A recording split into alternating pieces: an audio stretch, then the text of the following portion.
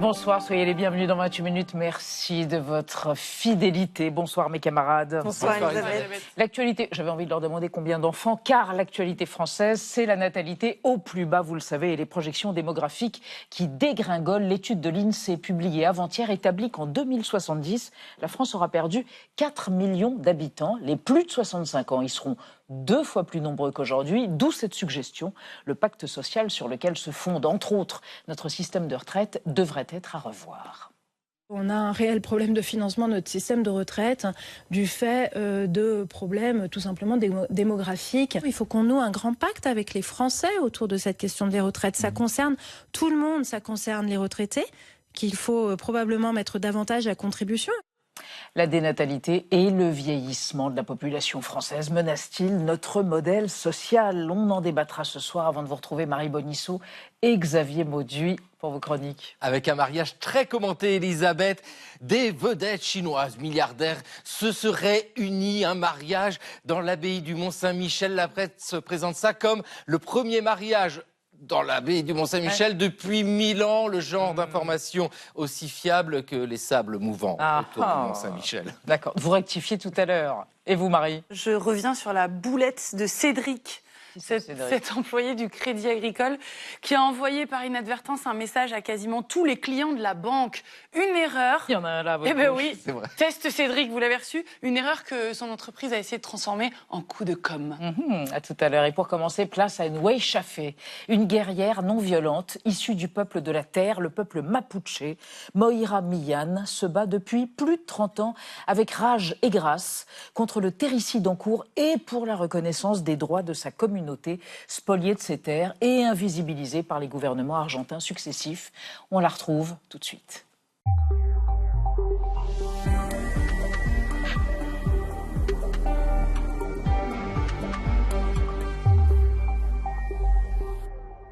C'est un honneur et une joie de vous avoir à la table de 28 minutes. Moira Millan, bonsoir. Marie, comme on dit en mapudungun, la langue des Mapuches. Bienvenue. Marie, bonsoir. Je vous présente Anna Ndiaye et Benjamin Sportouche. Bonsoir. Est-ce qu'on peut préciser un peu d'étymologie avant qu'on découvre votre portrait, Moira Millan? Mapu, ça veut dire la terre, et Mapuche, ça veut dire le peuple de la terre. Vous appartenez à ce peuple indigène, ce peuple racine, comme aurait dit l'ethnologue Jean Mallory. C'est bien ça, hein? Es un pueblo telúrico. C'est un peuple tellurique, un peuple ancestral du sud de la Patagonie. Et on est des deux côtés de la cordillère, l'Argentine et le Chili. On pense que l'État-nation chilien ou argentin sont une force d'occupation sur notre territoire. Eh bien, on va justement en reparler, mais d'abord, votre portrait réalisé par Yael Legras. Moira Millan, depuis plus de 20 ans, vous défendez les peuples autochtones et la terre de Patagonie. Quelle lutte précise menez-vous contre le système étatique argentin? Pour répondre à cette question, vous avez le profil idéal. Né en 1970 dans la province de Chubut, au sud-ouest de l'Argentine, vous prenez conscience de votre identité mapuche à l'âge de 17 ans.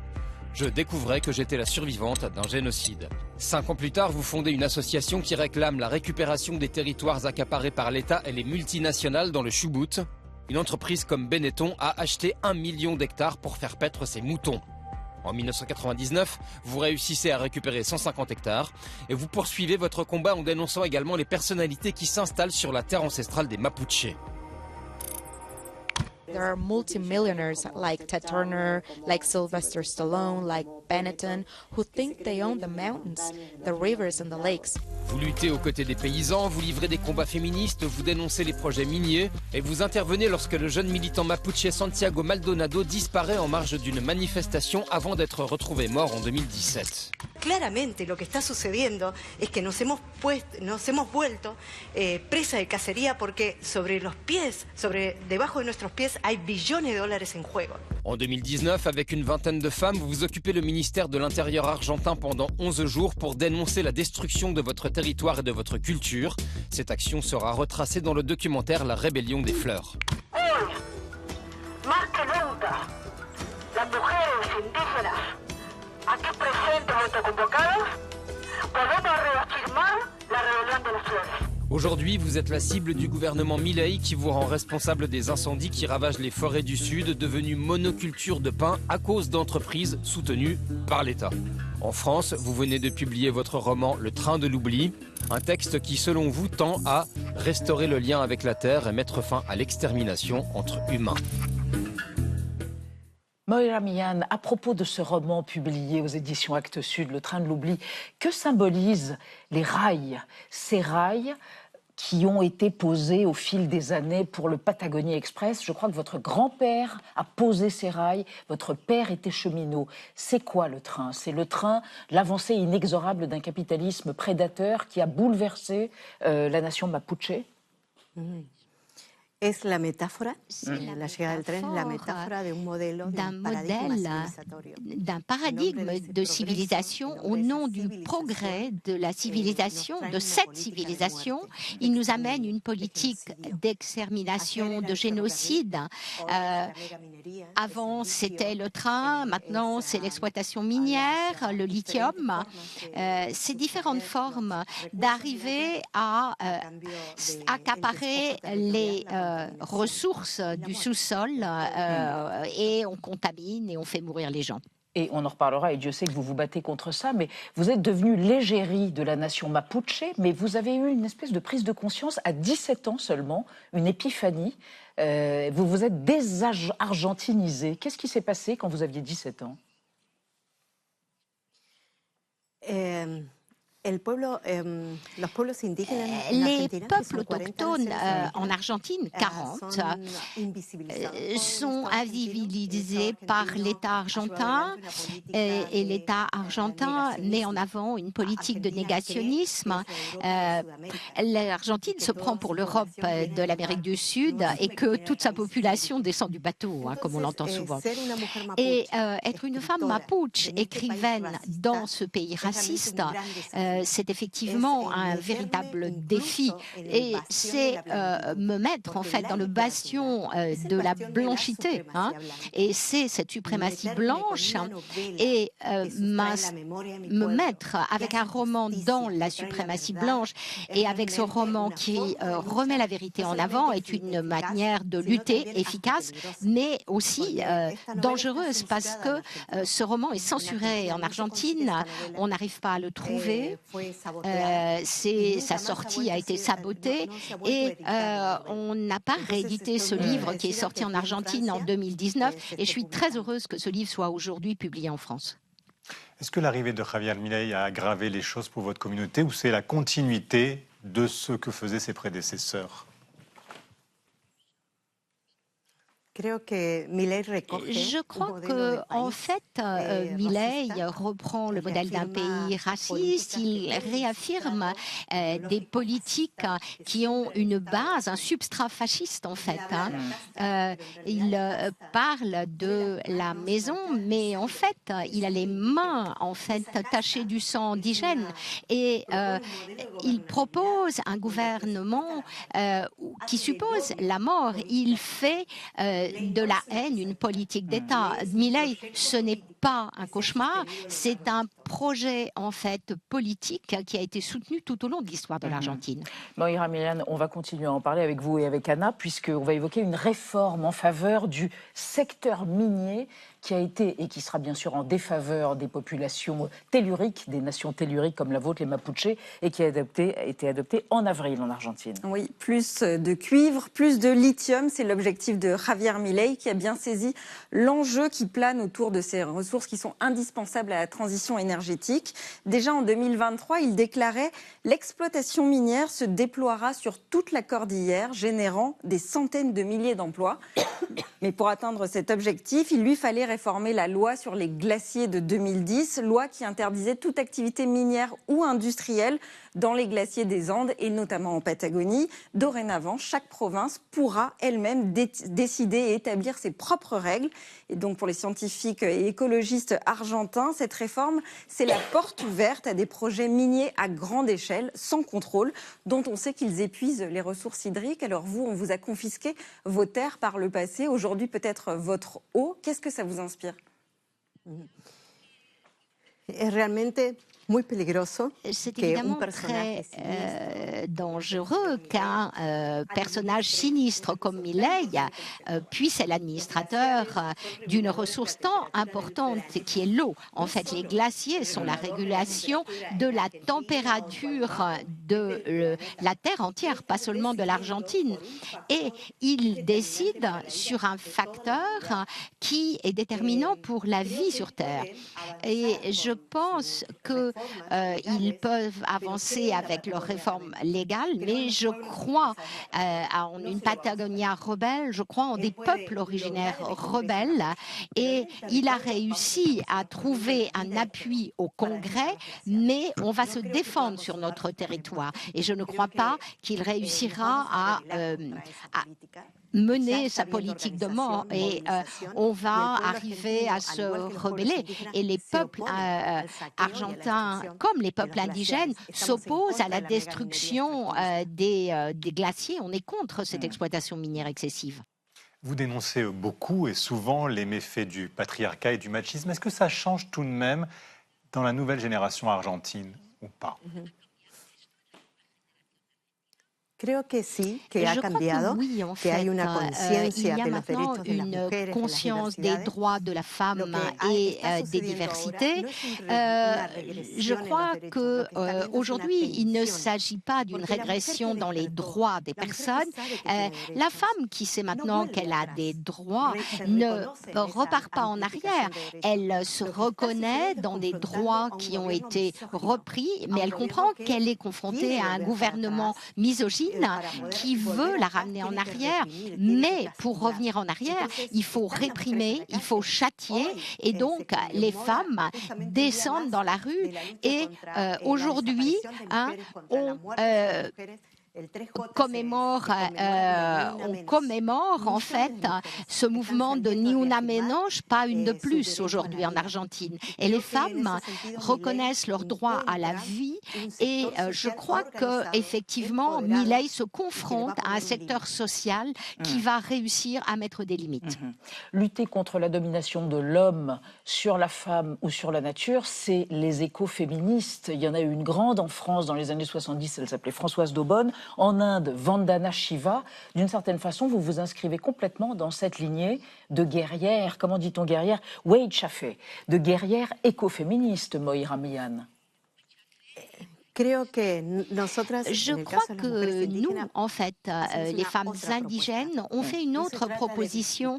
Il ne s'agit pas de se battre pour récupérer le pouvoir de l'homme, mais de restaurer une harmonie qui implique un nouveau paradigme de civilisation. Ça veut dire qu'on veut restaurer les liens de relations harmonieuses entre les lieux, les genres, les peuples, la nature. Il s'agit donc, en fait, pas seulement d'une lutte anti-patriarcale, mais plutôt d'une lutte anticoloniale. Les peuples telluriques, comme le vôtre, les Mapuches, sont-ils animistes ? Alors, je dirais que ça serait réduire les choses si on parlait de l'animisme, parce que évidemment, ça viendrait d'une manière de voir le monde qui n'a rien à voir avec la nôtre. Je pense qu'on est cosmocentrique plutôt, c'est-à-dire une manière de percevoir la vie de manière différente, plus complexe. Et je crois en fait que les enfants aujourd'hui qui naissent, certains perçoivent en fait des manières différentes de se lier à la terre. Je crois en la floraison de peuples telluriques en fait. Et je crois que cette spiritualité qui nous lie à la terre est quelque chose qui la défend en fait. Chaque jour plus. Merci à vous. Fleur flamboyante et guerrière cosmocentrique, Mapuche, admirable. Merci infiniment Moira Mian et je resignale évidemment votre roman qui avait été donc publié en 2019, enfin traduit en France et publié chez Actes Sud, Le Train d'Oubli, censuré en Argentine, mais lu et il sera lu en France avant le documentaire qui va être adapté à partir de ce livre. Merci encore d'être venu Moira et merci à votre interprète Pascal Fougère. Comment dit-on merci dans votre langue? Et ben voilà, impossible de le redire.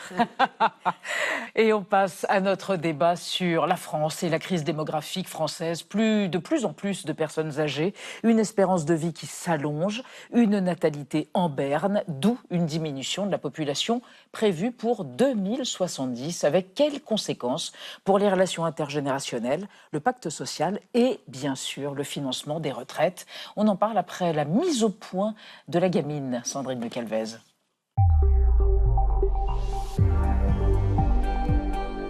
L'avenir de notre système de retraite est-il en train de se jouer dans les maternités? Les Français font de moins en moins de bébés. Résultat, la population va prendre un sérieux coup de vieux. Aujourd'hui, on a à peu près autant de personnes âgées de plus de 65 ans et de personnes âgées de moins de 20 ans. Et en 2070, on devrait avoir 2 fois plus de personnes âgées de 65 ans ou plus par rapport aux moins de 20 ans. Plus de seniors et moins de jeunes actifs pour financer les pensions, c'est tout notre modèle social qui est remis en cause. Pour le sauver, le corps, le Conseil d'orientation des retraites, fait des propositions explosives dans un rapport qui sera publié demain. Il préconise un recul de l'âge de départ. Aujourd'hui fixé à 62 ans et 9 mois, il pourrait aller jusqu'à 67 ans et 6 mois en 2070. Travailler et cotiser toujours plus, une option qui divise les Français. Il faut travailler, il faut produire plus. Sur certains postes, des personnes qui peuvent travailler jusqu'à 65 ans, c'est juste pas réalisable. Mais l'âge n'est pas le seul levier à actionner, selon la présidente de l'Assemblée nationale, qui préconise de mettre davantage les retraités à contribution. C'est ce que je proposais lorsqu'on a examiné le précédent budget, suppression de leur avantage fiscal de 10%, non-indexation des retraites les plus élevées. Et si les retraités appelés à devenir plus nombreux représentaient aussi une opportunité de croissance? Les seniors, c'est un marché. Tourisme, aide à la personne, la silver economy pourrait générer 130 milliards d'euros en France d'ici 2030. Des retraités qui sont aussi de vaillants bénévoles pour garder les petits-enfants ou faire fonctionner depuis des années les associations comme au Secours populaire. J'ai un copain qui me dit qu'est-ce que tu fais? Je dis t'as un peu de temps libre? Je dis ouais, moi j'ai un petit peu de temps libre. Bon, tu viens nous rejoindre et voilà. Alors nos seniors représentent-ils un fardeau ou une chance? Comment faire face au vieillissement de la population et sauver le système des retraites? Nos 3 invités pour ce débat, Maxime Sbailly, bonsoir, économiste, directeur stratégique du Club Landois, collectif dédié à la révolution démographique. Et je signale votre dernier essai de circonstance, Les balançoires vides, le piège de la dénatalité. J'ose à peine vous demander combien d'enfants avez-vous, Maxime Sbailly? Pour l'instant, qu'un seul. Bon, très bien. Selon vous, le travail ne paye plus, la dette s'emballe et les jeunes ne peuvent plus cotiser pour les vieux, trop nombreux. Il faudrait travailler plus longtemps et faire contribuer les retraités. À côté de vous, Denis Gravouille, bonsoir, secrétaire confédéral de la CGT, en charge précisément des retraites. Selon vous, le vieillissement de la population n'est pas nouveau. Cette question démographique peut se résoudre notamment par la question migratoire, mais aussi en taxant les plus aisés. Et à côté de vous, Mélissa Asli-Petit, bonsoir, sociologue spécialiste du vieillissement des populations. Vous considérez qu'il n'y a pas de corrélation entre la baisse de natalité et le vieillissement de la population, même si, évidemment, les conséquences de ce phénomène se rejoignent. Et vous ajoutez, il n'y a pas, a priori, de solution miracle. Et alors, on va démarrer à propos des causes de la baisse de natalité. On démarre avec l'objet du jour. Celui-ci, le smartphone. Selon 2 études américaines récentes, cet objet qui a envahi notre quotidien expliquerait en partie la baisse de la natalité dans le monde, moins d'interactions sociales, moins de relations sexuelles et donc moins de bébés. Maxime Sbailly, c'est complètement loufoque ou c'est une partie du problème? Ah non, l'étude est très sérieuse, celle qui vient de paraître dans la NBER. C'est 2 économistes qui ont fait ça. En fait, ils ont regardé en 2007, vous vous rappelez, quand Steve Jobs monte sur scène avec l'iPhone. Steve Jobs, oui. Et donc, eux, ils ont regardé entre 2007 et 2011 les régions où le iPhone a été déjà mis sur le marché, commercialisé, et celles où c'était pas le cas. Et ils trouvent qu'il y a entre 30 et 50% de l'explication de la baisse de la fécondité qui serait, il faut mettre au conditionnel, attribuable justement au smartphone, parce que... Des vies numérisées, déréalisées. L'interaction humaine change, le rapport à la sexualité change, et donc il y a une distanciation. On sait que les smartphones et les applications, loin de nous rapprocher, en fait, nous éloignent, jouent beaucoup sur nos passions tristes.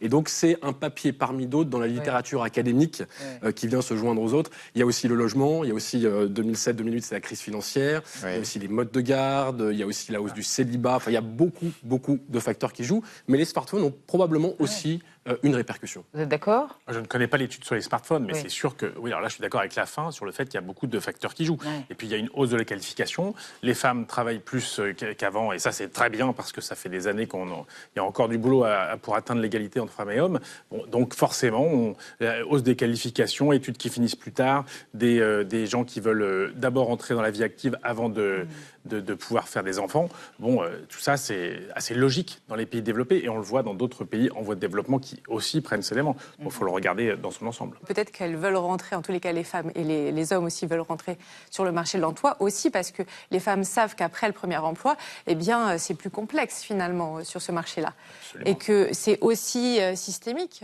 Maxime parlait des modes de garde, ce qui est quand même très important. Il y a à peu près 60% de situations où on trouve des modes de garde. Donc comment font les 40% des familles restantes finalement ? Certes, les parents, donc ça veut dire qui des deux parents garde les enfants ? C'est une question, mais on a un peu la réponse déjà. Alors, ça a un impact direct sur le taux de fécondité. Regardez, 2 enfants par femme entre 2006 et 2014, c'était il n'y a pas si longtemps que ça, 1,56 en 2025, l'année dernière, et donc une projection d'1,45 en 2028. Mélissa Aslipoty, gardez la parole, parce que Emmanuel Macron souhaitait un réarmement démographique. C'est un échec à ce stade ? Et pourquoi ? Alors, après, est-ce qu'un président de la République devrait parler de réarmement démographique ? C'est une question qu'on peut se poser. Est-ce que le terme était vraiment bien choisi ?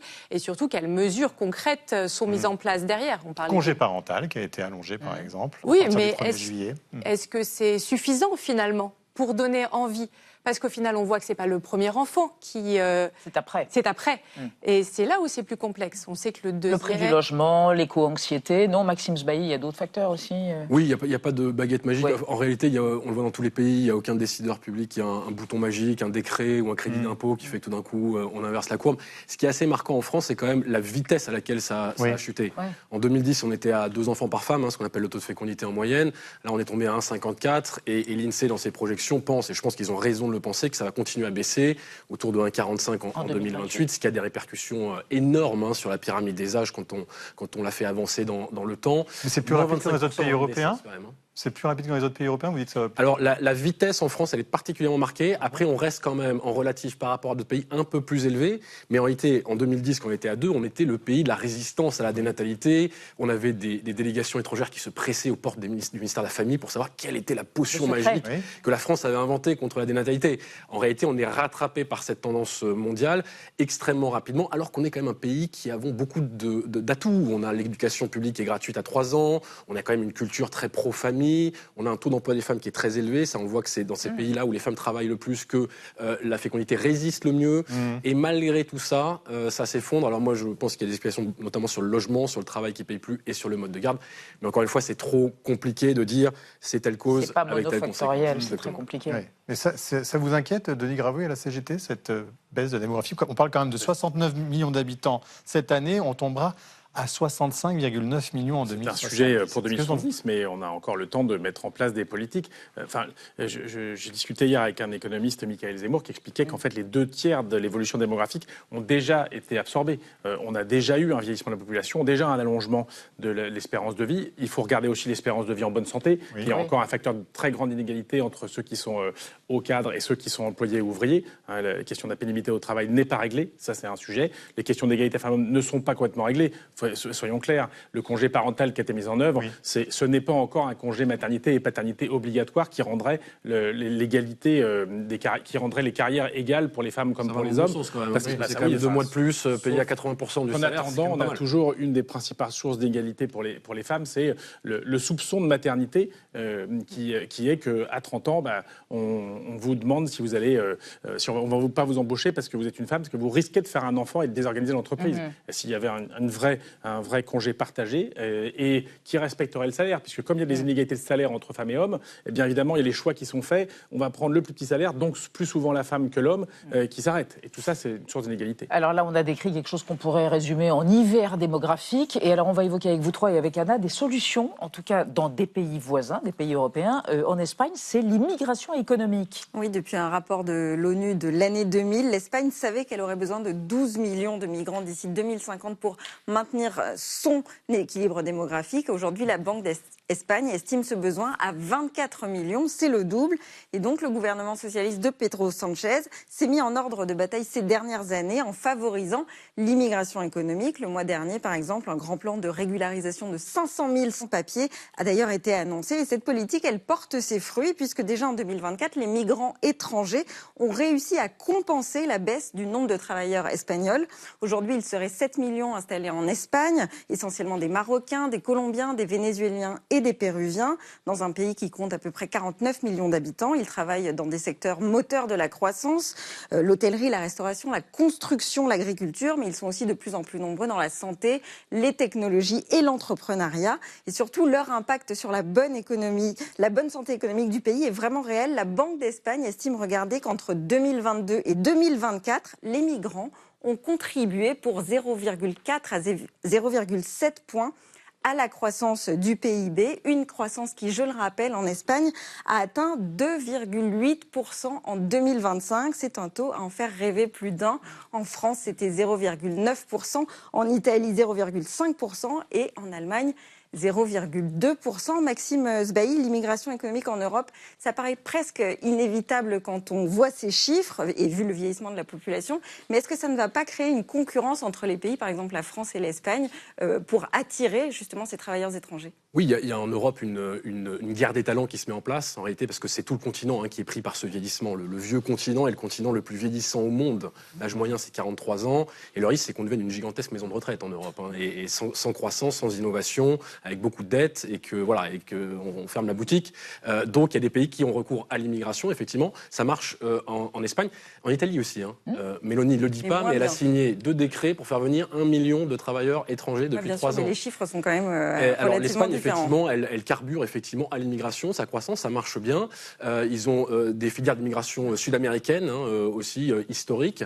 À partir du moment où le sol naturel devient négatif, quand il y a plus de décès que de naissances, à partir du moment où on vieillit et on a moins en moins de jeunes, l'immigration fait partie des solutions pour pallier aux problèmes démographiques. On a de plus en plus de métiers en tension, de pénurie de main-d'œuvre dans certains bassins d'emploi très localisés.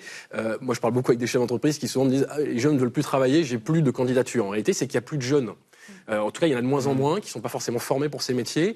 Et donc, il y a des tensions dans le marché du travail qui sont de plus en plus fortes. Le problème, ça va devenir moins le chômage et ça va être de plus en plus les pénuries de main-d'œuvre. Donc, l'immigration est une des différentes solutions auxquelles on peut avoir recours. Sauf que, Mélissa Asli-Petit, certains disent que ça va faire une pression à la baisse sur les salaires, et qu'il y aura une concurrence au détriment aussi des travailleurs français. Qu'est-ce qu'il faut en penser ? Peut-être déjà pour poursuivre, c'est vrai que la question de la pénurie de main-d'œuvre, on la voit déjà aussi sur les métiers du grand âge. Donc c'est là où aussi on voit l'enjeu. Quand on parle d'une société de la longévité, on peut parler aussi de la question de la loi grand âge qui est absente, mais aussi de la perte d'autonomie et de qui accompagne finalement. Qui sont les aidants ? Qui sont les aidants et les aidants professionnels finalement surtout. Après sur la question de la baisse des salaires et de la concurrence, je pense qu'il y a vraiment une dynamique de politique publique aussi à encadrer et de comment on accompagne aussi les entreprises et que chaque individu soit accepté dans une sorte de dignité. Parce qu'on voit des fois, on parlait au tout début du numérique, mais il y a une sorte d'aplatissement du monde aussi à travers le numérique et de la difficulté à converser avec quelqu'un de différent de soi parce que nous sommes dans des bulles. Donc en fait, la politique migratoire, elle est intéressante, on le voit dans des questions d'emploi, mais au final aussi, quelle société on fait et quelle société on veut être. Oui, sur ça. Oui. La politique migratoire, c'est un des sujets, et ça a toujours été le cas en France. La France est un pays d'immigration. On a un Français sur 4, si je ne dis pas de bêtises, a un grand-parent d'origine immigrée. Les Italiens, les Espagnols, les Portugais, maintenant des personnes venant des pays du Maghreb ou d'Afrique, d'Asie aussi. À chaque fois avec les mêmes vagues de racisme. Moi, j'ai retrouvé, y compris les mêmes vagues de racisme contre les Bretons, les Auvergnats au XVIIe ou XVIIIe siècle, dans certains ouvrages, que ce qu'on a à l'égard de populations. Sans faire pour si par exemple François Ruffin, qui est candidat à la présidentielle, dit il ne faut pas aller chercher cette main-d'œuvre dans des pays qui vont en avoir besoin. C'est un sujet, c'est justement toute la question de comment on le fait. D'abord en traitant correctement les personnes. On ne va pas continuer à laisser crever à traverser la Méditerranée.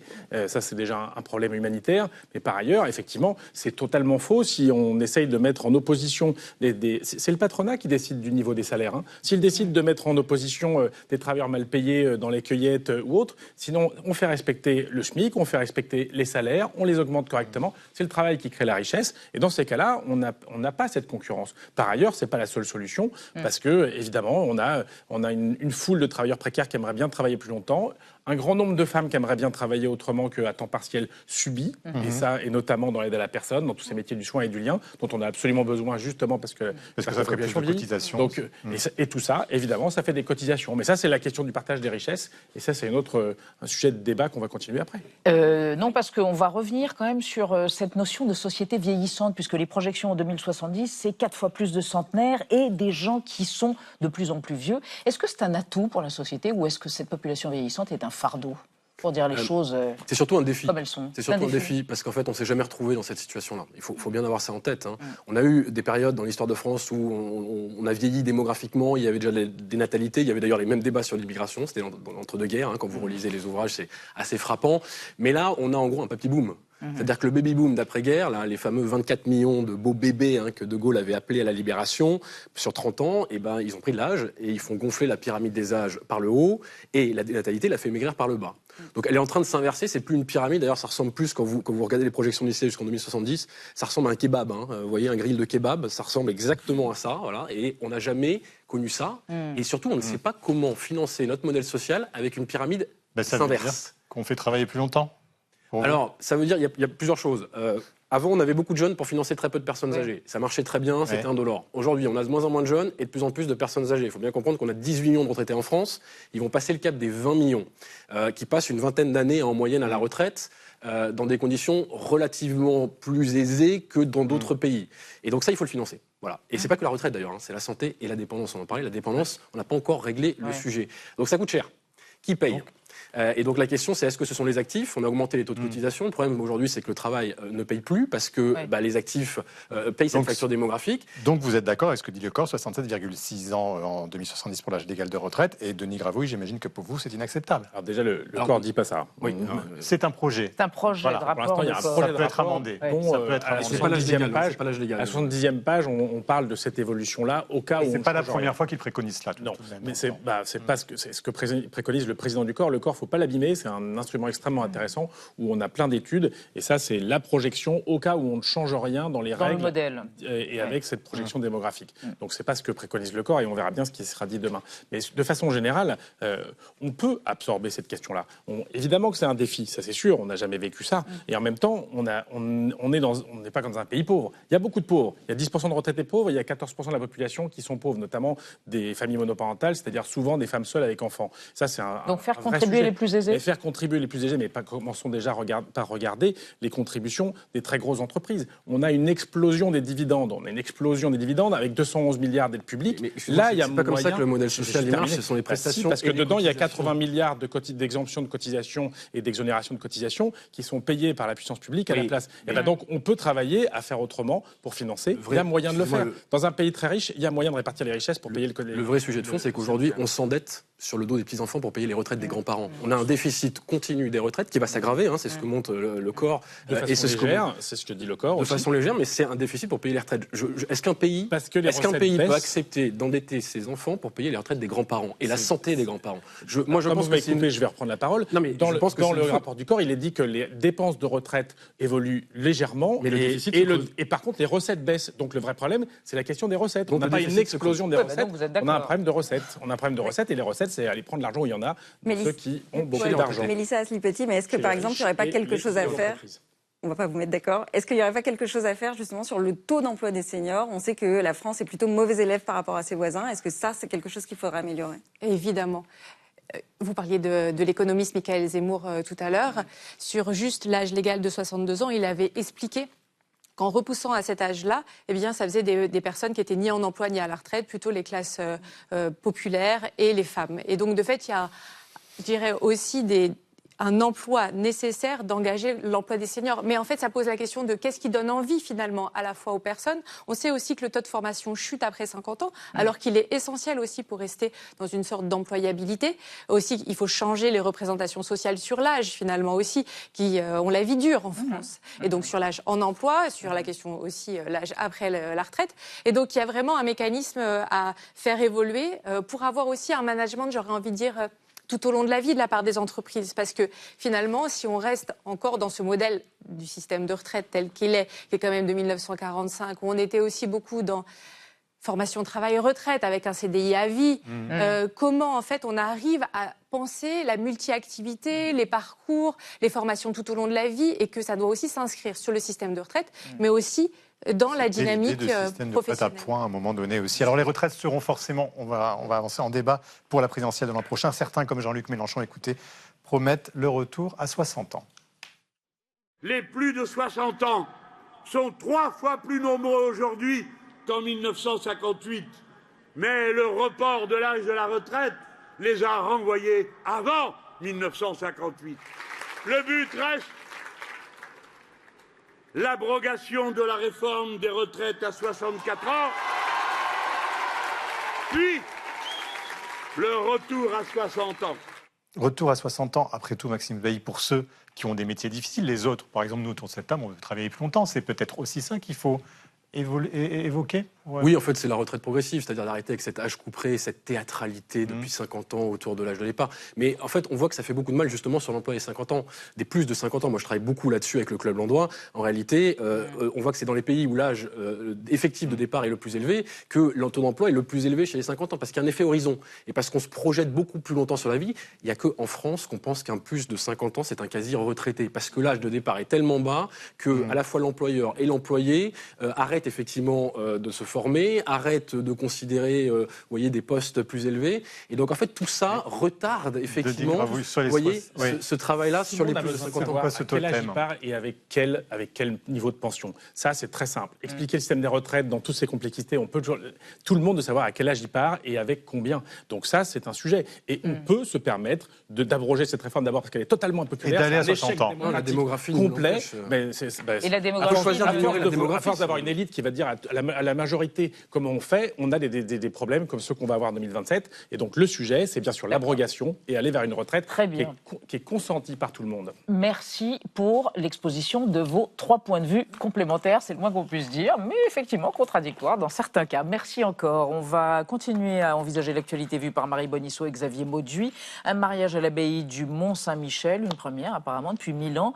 Et puis tout sur le test Cédric. Mais d'abord le mot vedette du jour, un acronyme, CONIFA, une alternative géniale et branquignole, et qu'on adore, à la Coupe du Monde de foot de la FIFA. C'est entendu.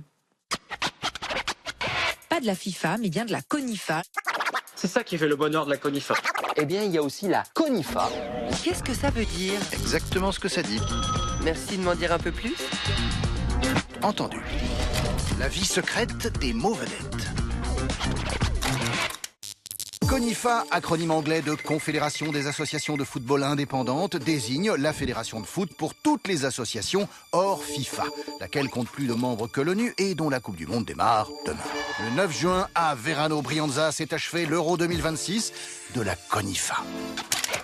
Le tournoi a confronté 6 équipes et à la fin, c'est Chypre du Nord qui pulvérise la Padanie. La seule équipe française représentait la principauté de Provence, 20 joueurs de 19 à 49 ans, un coach de 82 ans, 50 supporters, Jean-Pierre Foucault parmi les fans. Elle n'a hélas collé aucun but ni au canton du Tessin ni à Chypre du Nord. La CONIFA regroupe 60 fédérations de foot, de peuples sans État, diaspora, nations de facto, régions, peuples minoritaires ou territoires sportifs isolés non reconnus par la FIFA. Ici, pas de foot business, pas de corruption, des matchs retransmis gratos sur les réseaux, un message de joie et de paix, et un petit peu de lisier géopolitique quand même.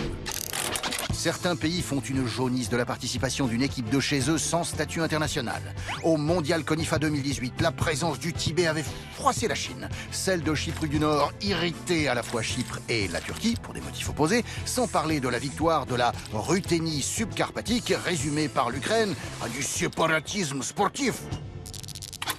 Sous l'impulsion d'un arbitre amateur sami, un peuple autochtone réparti sur 4 pays du nord de l'Europe, la CONIFA est née en 2013. Son premier mondial a été remporté en juin 2014 par le comté de Nice. Désormais, une année sur 2, 16 équipes passe-murailles transpercent les murs diplomatiques. La planète foot fait la toupie, la CONIFA fait l'utopie. C'est bien dans la CONIFA. Oui, c'est bien. Ah bah on adore ça. Marie, Xavier, l'heure de vos chroniques. Alors, un mariage dans l'abbaye du Mont-Saint-Michel pour des vedettes. Alors des milliardaires chinois, Monsieur Roh et Madame Xi. Alors présentés comme le premier depuis 1000 ans dans cette abbaye, vous allez nous dire le vrai du faux. Vous nous emmenez direction la Normandie, voilà. Elisabeth, et pas la Bretagne. Saint-Michel, parce que c'est là qu'aux alentours de l'an 1000 se déroule le mariage du duc de Normandie, Richard II, c'est le grand-père de Guillaume le Conquérant, avec Judith, la sœur du duc de Bretagne. Le lieu est super bien choisi parce que le Mont-Saint-Michel est à la frontière entre les deux duchés. Et puis après, un peu plus tard, c'est le Couesnon, ce fleuve côtier qui, dans sa folie, a mis le mont en Normandie. C'est l'abbé Ménard, abbé du Mont-Saint-Michel, qui organise le mariage. C'est un réformateur, ce type-là. C'est-à-dire qu'il veut que les deux duchés s'entendent bien. Et d'ailleurs, dans la foulée, vous avez le mariage du duc de Bretagne avec la sœur du duc de Normandie. Vous le voyez, deux duchés alliés. Tout est beau, la Normandie et la Bretagne, main dans la main. Il a les yeux qui brillent, il est normand. Oui. Bon, donc il y a des mariages au Mont. Alors, vous savez, le Mont-Saint-Michel du XIe siècle, c'est pas du tout le Mont-Saint-Michel d'aujourd'hui. D'ailleurs, les moines bénédictins arrivent en 966, donc on est un petit peu avant le mariage. Et puis la construction de l'église abbatiale romane commence en 1023, donc on est une vingtaine d'années après le mariage. Et puis pour la merveille gothique, alors là, faut encore attendre. Oui, on se marie au Mont-Saint-Michel, hier comme aujourd'hui, on se marie dans une église paroissiale, parce que l'église abbatiale, c'est celle de l'abbaye, et elle est donc réservée aux moines. Alors, qu'est-ce qui s'est passé avec ces vedettes chinoises qui se sont mariées et que l'on nous présente comme le premier mariage depuis 1000 ans? Mais d'ailleurs, depuis 1000 ans, depuis quoi? Depuis le mariage de Richard II et Judith, ça, c'est pas très dit dans la presse, c'est laissé de côté par pudeur sans doute. Ou alors, est-ce le premier mariage depuis la construction? Non, c'est ni l'un ni l'autre, Elisabeth. En fait, ce lieu, le choix du lieu, une église abbatiale, le décorum, laisse penser à un mariage catholique, c'est-à-dire un sacrement. Mais c'est absolument pas ça. Parce que déjà, et vous l'avez compris, c'est une église abbatiale. Donc ça ne fonctionne pas. Mais surtout, cette église abbatiale-là dépend de l'État, du Centre des Monuments Nationaux, et pas du tout du diocèse. Ce n'est plus un lieu de culte. Autre indice, il n'y avait pas de prêtre. Quand même assez un gros indice. En fait, il s'agit de la privatisation d'un lieu culturel, privatisation légitime, contre un gros mécénat, pour organiser quelque chose, en l'occurrence une cérémonie, qui la reprend tout le décorum du mariage chrétien, ce qui crée la confusion. En plus, on joue sur les dates, on joue sur tout ça, ce qui a énervé des gens qui se sont dit, évidemment, il y a parfois des coups de pied au culte qui se perdent. Ouh, comme vous êtes énergique, Mauduit. Alors, Marie, les clients du Crédit Agricole, votre voisin en est, ont eu très peur hier, mais apparemment il n'a pas de push sur son téléphone, je ne sais même pas de quoi il s'agit. Il y a eu une boulette à cause de Cédric. Oui, c'est ça, mais rien de grave. C'est quelque chose qu'on a tous et toutes déjà fait, je pense, une fois dans nos vies, envoyer par erreur un message privé à tout un groupe de conversation. Est-ce que tu peux ramener de la coriandre ce soir en rentrant à la maison et du PQ, s'il te plaît, qu'on envoie en fait à tous les collègues du travail. Bon, voilà, oups, pardon, erreur des destinataires, et puis on passe à autre chose. C'est ce qui est arrivé hier, à l'heure du goûter, à une autre échelle, à un employé du Crédit Agricole, première banque de France, 27 millions de clients particuliers, nous rappelle Le Figaro. Cet employé a envoyé un message sibyllin, test Cédric, à la quasi-totalité des clients du Crédit Agricole. Donc, ils ont reçu un petit push, une petite notification sur leur téléphone portable. La plupart, par réflexe, sont allés immédiatement vérifier leur compte en banque. Sauf que, comme ces millions de clients se sont connectés en même temps, l'application du Crédit Agricole a sauté, le site internet du Crédit Agricole a sauté, et tout le monde a cru à une cyberattaque. Bravo Cédric. Alors, la banque s'est empressée de rassurer tout le monde. Non, il n'y a pas eu du tout d'attaque, c'est juste que Cédric s'est trompé de destinataire à 27 millions de personnes près. Évidemment, depuis hier, sur les réseaux sociaux, on s'en donne à cœur joie.